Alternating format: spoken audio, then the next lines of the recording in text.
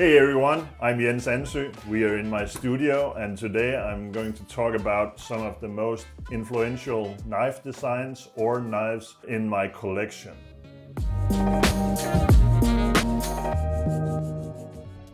When you look at my designs, you will probably be a little surprised that the first pick of today's episode is a Randall 1.7 fighter. It's a very iconic design. And how does that connect to the Anso universe? If you've been following this channel for a while, you might have seen some glimpses of it. And I've been talking about this over the years as well. But this is actually the single most important knife in my collection. If you by important mean what kind of importance has this design had for my career. So I was probably, I'd like to say 6 years old when I first saw a picture of this particular knife. It was in a magazine called Popular Mechanics. This issue is from 1953. This is the Danish version of the American magazine, and this was bought by my dad when he was a teenager. When I was 6-7 years old, he gave me a full box worth of these. He thought this was appropriate reading for a young kid. And I totally agree. If there's a single one thing in my life that has had the biggest impact, it was probably being gifted this box of magazines. In these magazines, you could learn anything from building a sailboat to turning your household tractor into a sawmill, or how to build a movie projector out of tin cans or whatever. But the article that I, as a very, very young boy, put most attention on was how to build your own hunting knife. While it didn't mention in the text, this is an article about Randall and how he builds his knives, or how he built his knives. This was a 3-page article, and this was the main thing that inspired me to become a knife maker and what inspired me to build that first knife. Mind you, this was the only inspiration I had.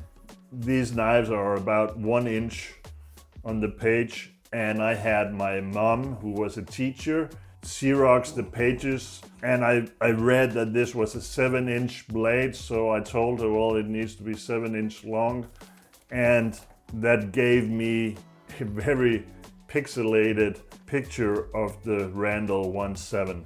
And from that, while this is not my very first knife, I believe it was my second or third, I actually forged this one, and it definitely doesn't win any contest or beauty prizes or anything. I was 16 years old and I knew nothing. I had a very minimal amount of tools, and I didn't have a forge at all, but we had a wood furnace, and I forged this by using the wood furnace. And I can tell you, in that July day, it was 1,000,000 degrees in our house because of that. But if you compare these two knives, you can see the reference, even though I didn't get anywhere near it, but still, you can see the reference. So I truly consider the Randall 1.7 to be the most important knife in my collection. This is relatively new. I guess it's about 10 years old. I became friends with a guy, Aaron, who works at the Randall factory now, and he built me this. And he was so kind to build it with the commando handle, which was actually discontinued a number of years before. But since it was the commando handle that was pictured in my article, that's what I wanted. So he built this knife for me and even sent me a picture of the knife on top of the sharpening stone that they still use, or the holder for a sharpening stone that they still use, that was pictured in the article. Later on, I was able to get a knife that was a little more period correct considering the article. This is a 1968 Model 2, the dagger, also 7-inch, and This was built in 1968 and was bought by a soldier who was going to Vietnam. Unfortunately, he broke his leg just before being shipped out. So this has been sitting in a desk drawer ever since. So having two Randall knives, while it's pretty far from a collection, it's still two really prized knives in my collection, if you will. Considering what became some of the next knives and what I would be building for a number of years, it's very difficult to actually see the connection. This is a hunting knife that I built only a few years after I built this. And this was a style that I would pursue for a good number of years. And considering what I'm doing now, it's pretty difficult to actually see any resemblance whatsoever. But this is definitely part of my origin story and something that I treasure quite a bit.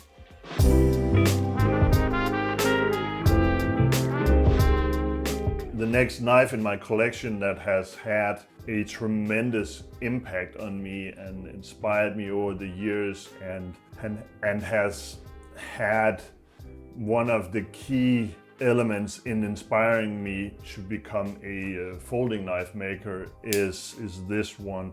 It's the Spyderco Worker. This particular knife itself is not the knife that inspired me the most, but the company itself. And as of such, I picked the Spyderco Worker, which is the first knife Spyderco came out with in, I like to say, the late 80s or early 90s. I should probably have looked into that, but I didn't. But if you look back, in 1992, I graduated high school. I didn't really know what I wanted to do. I did know that I wanted to take a sabbatical year, or at least half a year. So I traveled to Australia for 4 months. And in Australia, I found Blade magazine.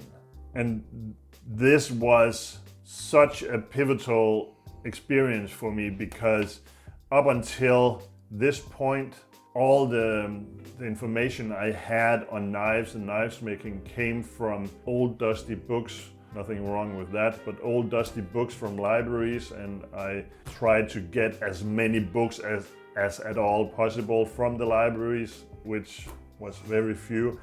But getting Blade magazine in my hand in 1992 and reading about, this is from 2010, but still reading about knife makers, seeing pictures of knives. It was just amazing. So immediately after getting back home, I subscribed to Blade magazine and bought as many back issues as I possibly could. One of the companies that was very much present in the magazine was Spyderco.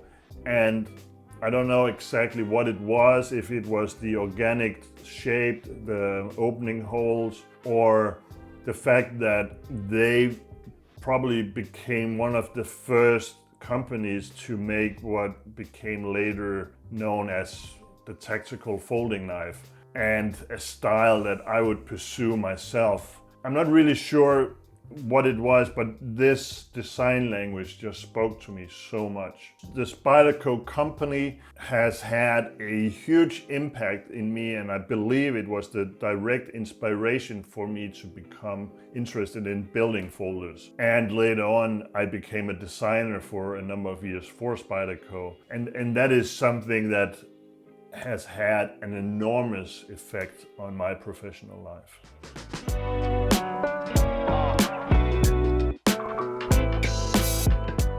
The next knife I want to show you is this Canon design by Kershaw. And while the specific design is not the important here, but the story behind it has a lot of sentimental value for me. I went to SHOT Show in Las Vegas in January 2006. This was the first time that I entered the US after having been deported. Yes, I have actually been deported from the US, and that's a whole different story. Maybe you'll hear that another day, but here it's important. So I went to Las Vegas. I was a little nervous. I was a relatively young and aspiring knife maker. One of my big idols in the game, if you're allowed to call anybody idols, was or is really Ken Onion.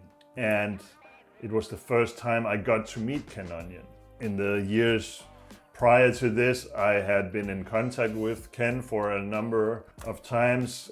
We've been writing emails back and forth, and I talked with him on the phone a few times. He was really at least 10 years ahead of me in regards to designing for companies, making custom knives, and I just really loved the style that he was making knives in, a very organic and no nonsense really way of designing knives. I wouldn't go as far as calling this design a no nonsense design, but still it's a pretty cool design and has some interesting aspects about it. For instance, I don't even know what this is called. It's a special kind of locking mechanism and opening mechanism. And Ken has just been one of the very influential knife makers in the community, and he has come up with several inventions in custom and production knives. So I went to SHOT Show, which if you haven't been, you should really treat yourself to that. It's massive. I can't even describe how big it is. And for me, being at my first, well, I wouldn't go as far as calling it a knife show, but you got exposed to so many companies, and it was really overwhelming, and my head was just about to explode. I met up with a mutual friend to me and Ken, and he was going to visit Ken at Kershaw's booth, and I asked if I could tag along. So this was the first time I met Ken, and we have later on become good friends in the industry. And we talked for, I like to say, close to an hour, and in the end he gifted me this, which was a pre-production run of this design. And it has just been a treasured part of my collection since. But the story doesn't really end there. Ken was so kind to invite me out for dinner together with his friends later on that night on a super fancy French restaurant called Le Fleur de Lille. And well, there was a dress code, and Hillbilly Jens didn't even have it. I didn't even bring a shirt, so he asked our mutual friend Steve to drive me to somewhere where I could buy a shirt, and we did. So we had an amazing dinner at this restaurant, probably the most expensive meal I ever had at that point, and I just had the best time of my life. And then to top it even more off, after the dinner was over, Ken Onion and Tim Gallien, another super important designer in the industry, and myself went out gambling for the rest of the night, which was, for me, I was 30 some years, it was just a fantastic experience, and that is the reason why this knife is super important in my collection.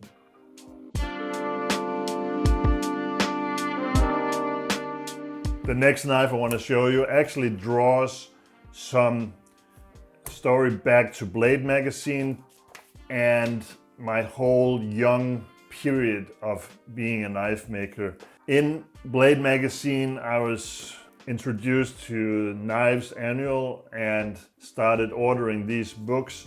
And especially the earlier versions had a tremendous inspiration to me because the amount of information was so limited.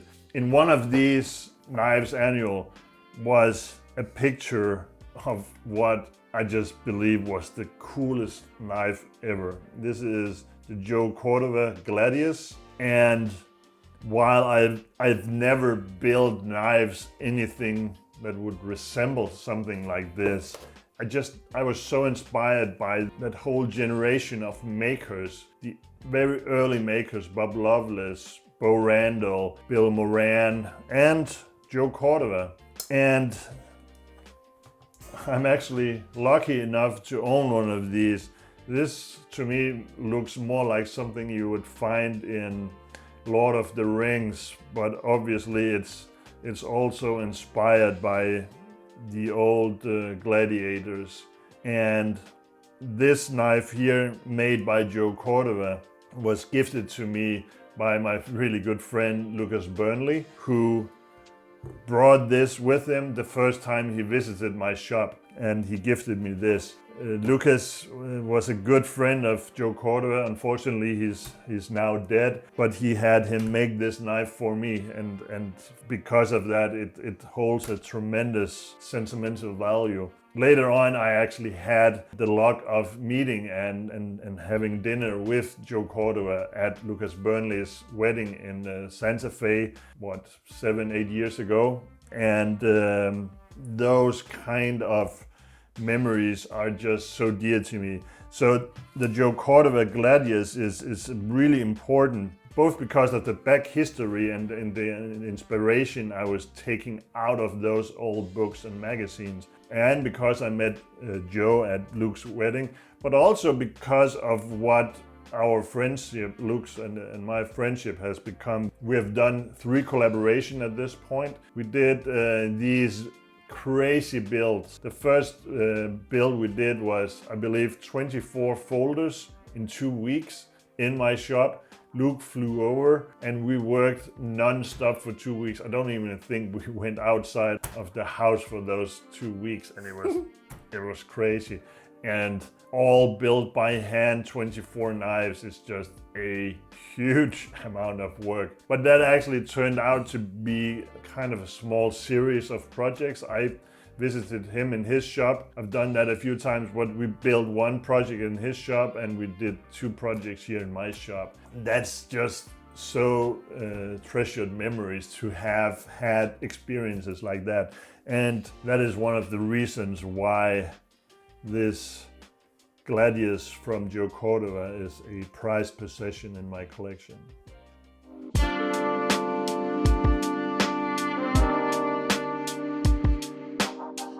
This is a Chris Reef in Koso. This was gifted to me by Tim Reef, Chris Reef's son, when I visited the shop in Boise, Idaho in October 2023. And that visit was so inspiring.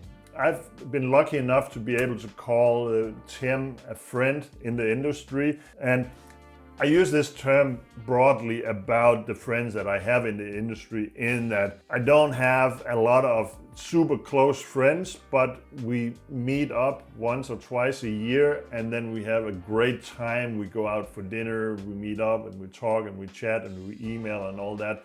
But having an ocean between us keeps the interaction somewhat limited. But I'm lucky enough to be able to call Tim a good friend.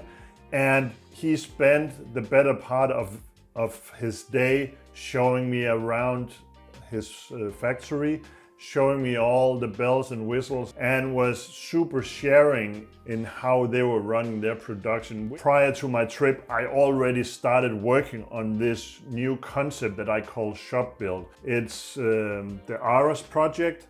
It's a partly production, partly custom. It's a project where I try to finish the knife more on the CNC to allow less handwork in order to finish the knife. But visiting the Chris Reef shop inspired me so much, seeing that in a full-on production facility, how much work they actually put into each and every knife with their hands.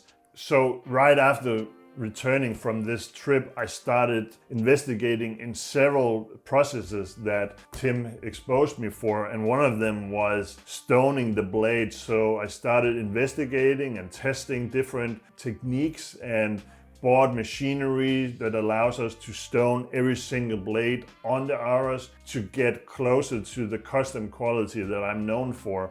And this trip alone was the sole inspiration to some of the steps that we have been taking in the Aros project to make a superior product. And that is why this Chris Reef knife is a super important knife in my collection.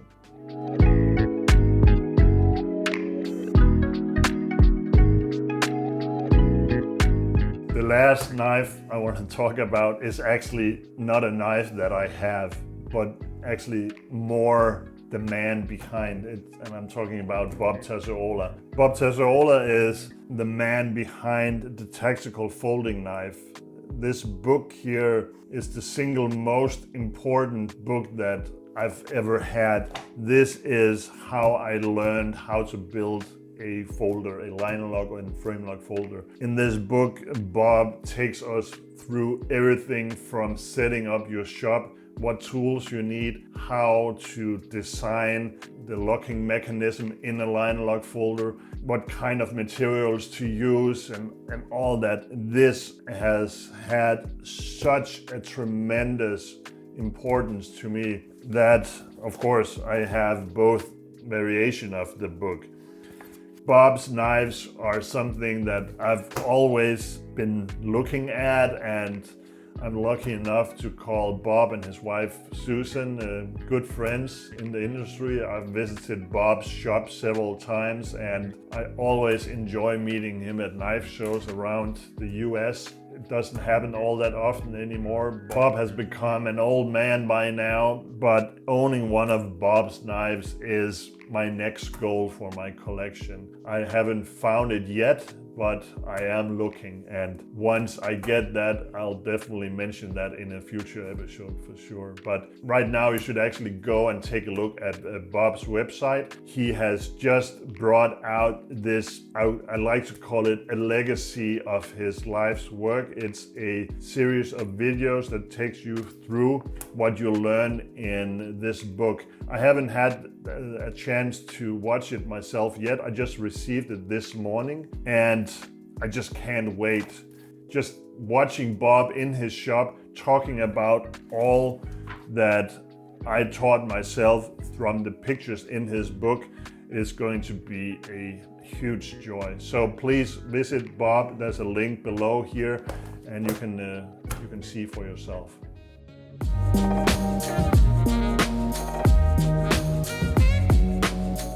I really hope you enjoyed this journey through the most important knives in my collection right now. If you did, remember, right now, the latest project out of the Anso shop is the Aros. It's available for order on my website.